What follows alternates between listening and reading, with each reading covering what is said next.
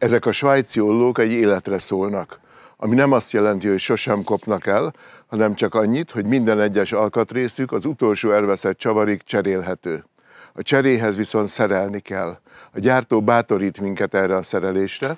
Az egyik bátorítási mód, hogy minden egyes ollóhoz adnak egy apró szerszámot, egy kis acéllapka, néhány oldala az csavarhúzó, és van benne egy 7-es és 8-as kulcs, és a legegyszerűbb műveleteket ezzel el lehet látni.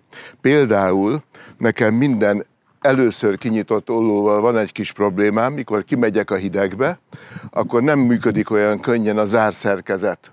Vagy nem elég erős a hüvelykujjam, vagy a hidegben megszorul egy kicsit a zár. Itt egyetlen pillanat alatt ezzel a csavarhúzóval tudok rajta lazítani.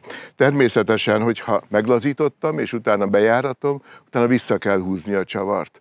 Hogyha nem akarom járatni, akkor a munkanap végén visszahúzom a csavart. Ilyen egyszerű. A másik segítség, amivel a gyár bátorít, hogy van hozzá minden egyes olló tokjában egy leporelló, és a leporellón egy robbantott ábra, amiről megtudom, hogy néznek ki az alkatrészek, mi a kulcsszáma az utánrendelésnek, és szétszedni még csak egyszerű egy ollót, de ez segít az összerakásban is. Ollót szerelek. A legfontosabb kellék egy 8-as kulcs, lazítok vele egy csavart, utána már a lapkával is tudom folytatni, ami csavarhúzó és 7-es és 8-as kulcs egyszerre, 12-es kulcs,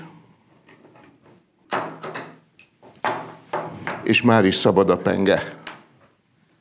És itt a vágópenge, amit cserélhetek.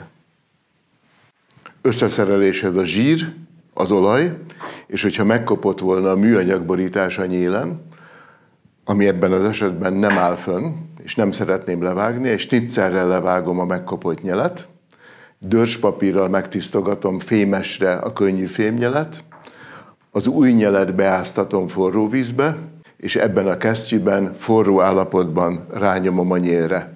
Ha teljesen biztos tartást akarok, akkor bekenem a nyelet előtte fémragasztóval. Szerencsére nekem nem sokszor kellett életemben ollót szerelni, összesen 2-szer cseréltem pengét 50 év alatt, viszont van egy olyan művelet, amit nagyon szívesen megismétlek havonta metszés közben. Szeretem, hogyha a forgónyelű ollómnak mozog a forgónyele, és ez egyetlen határozott mozdulattal levehető. Megtörlöm egy kis kendővel az acélcsapot, beolajozom az ollót, és visszarakom ugyanazzal a mozdulattal. Természetesen a törlés az nagyon fontos, nem a csikorgó homokot kell megolajozni, és pláne nem a fenőkőnek a szemcséit, mindig a tiszta acélt.